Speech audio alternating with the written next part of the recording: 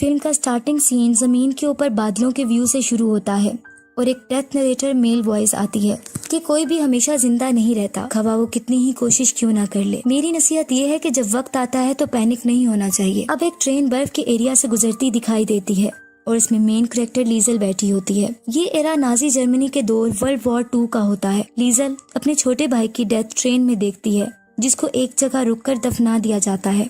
अब 1938 का time Germany में दिखाया जाता है और एक गाड़ी स्नो फील्ड से गुजरती दिखती है जिसमें लीजल बैठी होती है। एक्चुअली वो अपने न्यू पेरेंट्स जो कि फोस्टर पेरेंट्स होते हैं उधर जा रही होती है, जिसमें से मामा का नाम रोजा और पापा का नाम हैंस होता है। वो अपने घर पहुंच जाती है। नेक्स्ट मॉर्निंग हैंस एक म्यूजिकल इंस्ट्रूमेंट बजा रहा होता है और लीजल को डाउनस्टेयर्स आने पर इसे गुड मॉर्निंग बोलता है। रोजा लीजल को कहती है कि तुम्हें मुझे मामा कहना है जबकि हैंस को पापा कहना है।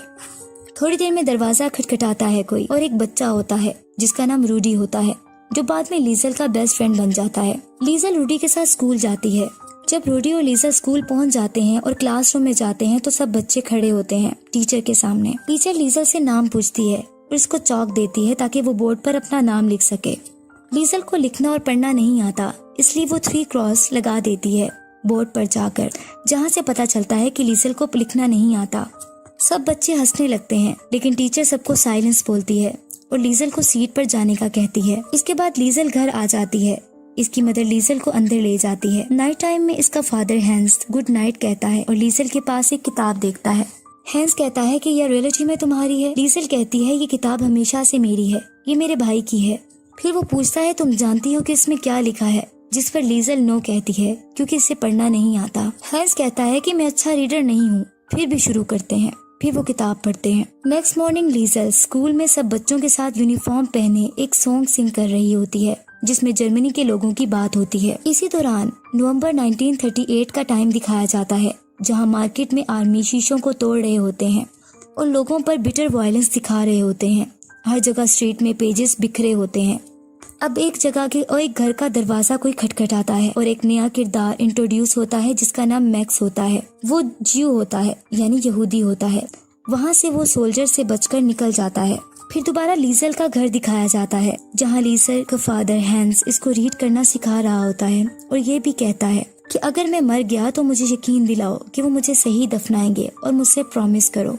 फिर हैंस इससे बुक ले लेता है और कहता है कि मेरे साथ आओ, तुम्हारे लिए एक सरप्राइज है। वो लीजल को बेसमेंट में ले जाता है जहाँ दीवारों पर अल्फाबेट्स और वर्ड्स लिखे होते हैं। वो बताता है कि ये डिक्शनरी है और उसको चौक देता है और उसको कहता है कि तुम इन अल्फाज को यहाँ लिख सकती हो। लीजल बहुत खुश हो जाती है क्योंकि इसे पढ़ने लिखने का शौक होता है। लीजल थैंक यू पापा बोलती है। इसके बाद दरवाजा कोई खटखटाता है और हैंस को घर लेने आता है। लीजल को हैंस आवाज देता है कि जल्दी आओ वरना हम परेड मिस कर देंगे। नाइट टाइम होता है। सब लोग, पूरे टाउन के लोग एक जगह जमा हो जाते हैं जहाँ एक आर्मी ऑफिसर स्पीच कर रहा होता है। वो कहता है कि नेशनल सोशलिस्ट रेवोल्यूशन के दौरान हमारी नेशन कम नहीं होनी चाहिए। हमारा डिटर्मिनेशन अपने आप को मोरली और इंटेलेक्चुअली साफ करना है। एजुकेशन, थिएटर, फिल्म्स, लिटरेचर और प्रेस, ये सब सपोर्टिंग पिलर्स हैं जो कि हमारी नेशन की शख्सियत को एक अलग शेप दे सकते हैं। यही वजह है कि आज रात हम सब इकट्ठे हुए हैं ताकि हम अपने आप को इंटेलेक्चुअल डर्ट से आजाद कर सकें।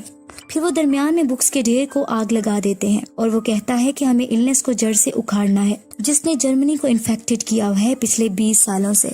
हम अपने दुश्मनों से फाइट करेंगे अगर जंग होती है और हम अपने फ्यूचर के लिए खड़े होंगे जब तक हमें आखिरी फतह ना मिल जाए। इस तरह की वार हमारे एनिमीज को खत्म कर देगी। लीजल सब गौर से सुन रही होती है और सारे लोग साथ में आवाज लगा रहे होते हैं। ऑफिसर ये भी कहता है कि ये कम्युनिस्ट और यहूदियों को हम खत्म कर देंगे। फिर वो आवाज लगाता है ग्रेट जर्मन अडोल्फ हिटलर। फिर सब लोग एक हाथ सीधा कर एक सॉन्ग सिंग करने लग जाते हैं। थोड़ी देर में सब वहाँ से चले जाते हैं। लीजल वहाँ जाती है जहाँ बुक्स चल रही होती हैं और वहाँ जमीन पर गिरी एक बुक उठाकर अपने कोट में छुपा लेती है। हैंस वहाँ आ जाता है और कहता है कि मैंने तुम्हें मुझसे चर्च में मिलने को कहा था। लीजल सॉरी पापा बोलती है। हर जगह बुक्स के पेजेस बिखरे होते हैं। फिर लीजल को कफ होने लगती है क्योंकि हल्की जली हुई बुक इसके कोट में होती है। हैंस को पता चल जाता है लेकिन वो कुछ नहीं कहता, बस ये कहता है कि हम इसको सीक्रेट रखेंगे और इसको दूसरी किताबों की तरह बेसमेंट में जाकर रीड करेंगे। लीजल बहुत खुश हो जाती है और पूछती है कि क्या मेरी रियल मामा कम्युनिस्ट थी? क्या हिटलर ने मेरी मामा को मुझसे दूर कर दिया है? और फिर कहती है मुझे नफरत है हिटलर से। हैंस कहता है ये किसी के सामने नहीं कहना। घर आकर लीजल उस किताब का नाम पढ़ती है, the invisible man by H.G. Wells. फिर अचानक से कोई दरवाजा खटखटाता है। हकीकत में वो वही किरदार मैक्स होता है जो कि एक ज्यूइश फर्स्ट फाइटर होता है। वो घबराया हुआ आता है और मदद मांगता है और रोजा और हैंस इसको अपस्टेयर्स भेज देते हैं। हैंस लीजल को बताता है कि मैक्स का फादर वार में इसके सामने मरा था और इसके फादर ने मेरे लिए अपनी जिंदगी दी थी और मैं इसकी फैमिली का एहसानमंद हूँ। फिर वो इसे कहता है लीजल को कि मुझे अपने अल्फाज दो कि तुम ये किसी को हमारे विजिटर्स का नहीं बताओगी और अपनी रूह को भी नहीं। लीजल वादा करती है कि वो किसी को नहीं बताएगी और फिर नेक्स्ट मॉर्निंग स्कूल चली जाती है। स्कूल ऑफ होने पर लीजल रूडी के साथ भागती है और जल्दी से अपने घर आ जाती है। फिर रात को जब ज्यूइश मैक्स सोया होता है तो इसके हाथ में एक बुक होती है। वो इसके हाथों से बुक लेने लगती है कि मैक्स की आंख खुल जाती है और वो कहता है कि तुम क्यूरियस गर्ल हो। वो बुक इसे वापस कर देती है और पूछती है ये किताब किसके बारे में है। तो मैक्स कहता है ये हिटलर के बारे में है। फिर लीजल पूछती है क्या तुम हिटलर से छुप रहे हो, क्या तुम कम्युनिस्ट हो, क्या इन्होंने तुम्हारी माँ को ले लिया है। इस पर मैक्स कहता है कि नहीं, मैं यहूदी हूँ।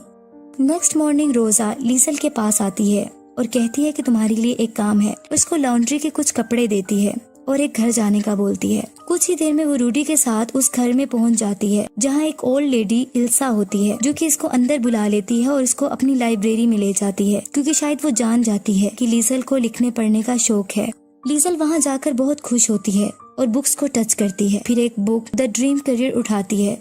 फिर उसे याद आता है कि रूडी इस घर से बाहर इसका इंतजार कर रहा है। वो ओल्ड लेडी इल्सा को बताकर चली जाती है, लेकिन ओल्ड लेडी इल्सा इसे कहती है तुम कभी भी यहाँ बुक्स पढ़ने आ सकती हो। अब मैक्स को बेसमेंट में दिखाया जाता है क्योंकि हैंस की फैमिली को सोल्जर का खतरा होता है कि कहीं वो आकर पकड़ ना ले क्योंकि मैक्स यहूदी होता है। लीजल भी बेसमेंट में जाती है और अपना बुक्स पढ़ना कंटिन्यू रखती है और एक नया वर्ड जो इसे मुश्किल लगता है वो हमेशा बेसमेंट की वॉल पर चौक से लिख देती है। मैक्स इससे पूछता है कि ये वर्ड्स तुम कहाँ से लेती हो, जिस पर लीजल कहती है ये एक सीक्रेट है, लेकिन बाद में बता देती है कि वो कहाँ लाइब्रेरी में जाके बुक्स पढ़ती है और उनको मेमोराइज कर लेती है। इस तरह बाद में मैक्स लीजल को एक बुक गिफ्ट करता है और बताता है कि मेरे रिलीजन में मैंने सीखा है कि हर जिंदा चीज, हर पत्ता, हर परिंदा सिर्फ जिंदा है क्योंकि इनके पास जिंदगी के लिए सीक्रेट वर्ड्स हैं। हम में और क्ले में फर्क सिर्फ वर्ड्स का है, अल्फाज जिंदगी होते हैं। फिर आहिस्ता आहिस्ता बहुत सर्दी बढ़ जाती है। स्नो फॉलिंग की वजह से मैक्स बीमार हो जाता है और बेसमेंट में सर्दी से रहने की वजह से अब लीजल को लगता है कि मैक्स मर जाएगा। वो अपने डेड ब्रदर की पिक इस पर रख देती है और हमेशा की तरह इसके पास बैठकर बुक्स पढ़ती है। The invisible man by H.G. Wells. एक स्ट्रेंजर एक सर्दियों के दिन फेब में बहुत ही तेज हवा और बर्फबारी में यहाँ आया। कोई इसके बारे में नहीं जान सकेगा जब तक कि वो मर ना जाए। इसके बाद लीजल उसी ओल्ड लेडी इल्सा के घर चुपके से विंडो के जरिए लाइब्रेरी में जाती है और एक बुक को चुरा लेती है क्योंकि इल्सा का हस्बैंड लॉन्ड्री लाने से मना कर देता है। और इस तरह वक्त गुजरने के साथ साथ वो एक एक करके बुक चुराती रहती है लाइब्रेरी में चुपके से और रूडी भी इस बात को जान लेता है, लेकिन वो ये कहती है कि मैंने सिर्फ बोरो की है। इसके बाद लीजल रूडी को मैक्स के बारे में भी बता देती है। अब बहुत सारे सोल्जर्स बार बार इसी एरिया में चेकिंग के लिए आते रहते हैं कि कोई कम्युनिस्ट या यहूदी तो यहाँ नहीं रह रहा। लीजल की फैमिली अलर्ट रहती है। इस तरह दोबारा सोल्जर का रेड होता है। पूरे एरिया के लोग अपने बैग्स को नाइट टाइम में घरों से बाहर ले जाते हैं और एक तरफ मूव करते हैं। मैक्स को घर छोड़कर हैंस, रोजा लीजल के साथ भी उसी जगह पर जाकर छुप जाते हैं, लेकिन मैक्स बेसमेंट से घर से बाहर आ जाता है और बाहर आकर बहुत खुश होता है। मैक्स खुशी से आसमान के तारों को देखता रहता है कि अचानक से सोल्जर की वैन आ जाती है। वो खुद को जल्दी से छुपा लेता है। नेक्स्ट डे मैक्स ये डिसाइड करता है कि इसे यहाँ से चले जाना चाहिए ताकि ये फैमिली इसकी वजह से मुसीबत में ना आ जाए। लीजल को मैक्स के यहाँ से जाने का बहुत दुख होता है। मैक्स रात के अंधेरे में निकल जाता है। लीजल बहुत रोती है और हैंस और रोजा भी परेशान हो जाते हैं। फिर नेक्स्ट डे पता चलता है कि लीजल का बेस्ट फ्रेंड रूडी इसको एलीट ट्रेनिंग के लिए सिलेक्ट कर लिया गया है जो वो समर में स्टार्ट करेगा। हैंस को भी इसी दौरान एक पोस्ट आती है कि आर्मी के लिए सिलेक्ट कर लिया गया है। लीजल कहती है कि हर कोई जा रहा है, इवन के रूडी भी। हैंस कहता है कि अपनी मामा रोजा का ख्याल रखना क्योंकि वो स्ट्रॉन्ग नहीं है जितनी वो दिखती है। इस तरह हैंस भी चला जाता है। अब बहुत ज्यादा अरसा गुजर चुका होता है। लीजल स्टेयर्स में किताब लिए बैठी होती है। इतनी देर में रेंजर्स की वैन वहाँ आती है और हैंस उतरता है। लीजल इसे देखकर खुश हो जाती है और पापा कहती है कि आप घर वापस आ गए हैं। हैंस अपने घर में बैठा लीजल से बात करता है लीजल कहती है कि मैं मैक्स के बारे में सोच रही थी, हैरान होते हुए कि वो कहाँ है। हैंस कहता है मैं भी। इस तरह वॉर दोबारा शुरू हो जाती है क्योंकि वॉर डेज होते हैं। नेक्स्ट डे सब कुछ मिट चुका होता है, घर टूट चुके होते हैं, डेड बॉडीज हर जगह बिखरी होती हैं, बिल्कुल सब खत्म हो जाता है। सोल्जर एक जगह के नीचे से एक जिंदा लड़की को निकालते हैं, वो लीजल होती है। लीजल बच जाती है और जख्मी होती है।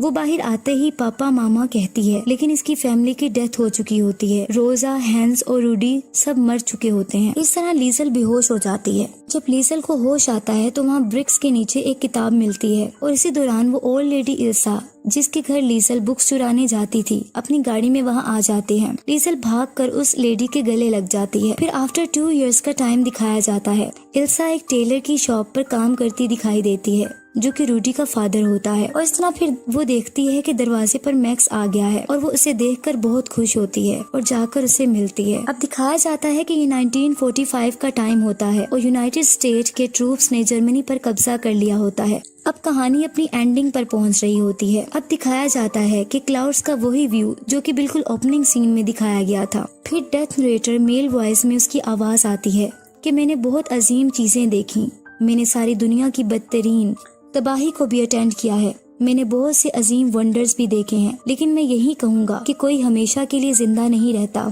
अब मैं आखिरकार लीजल के पास आया। मैंने खुद गर्जी वाली खुशी महसूस की क्योंकि इस 90 इयर्स में वो बहुत समझदार जिंदगी गुजार चुकी थी। इसकी कहानियों ने बहुत सी रूहों को छू लिया। मैक्स की दोस्ती इतनी लंबी रही जितनी की लीजल की। लीजल की आखिरी सोचों में इसने बहुत सारी जिंदगियों को देखा जो इसके साथ मिल गई थी, जैसा कि उसके 3 बच्चे और उसका ग्रैंड चिल्ड्रन, और इस तरह हैन, रोजा और रूडी भी। लेकिन आखिर में कोई अल्फाज नहीं थे, सिर्फ सुकून था।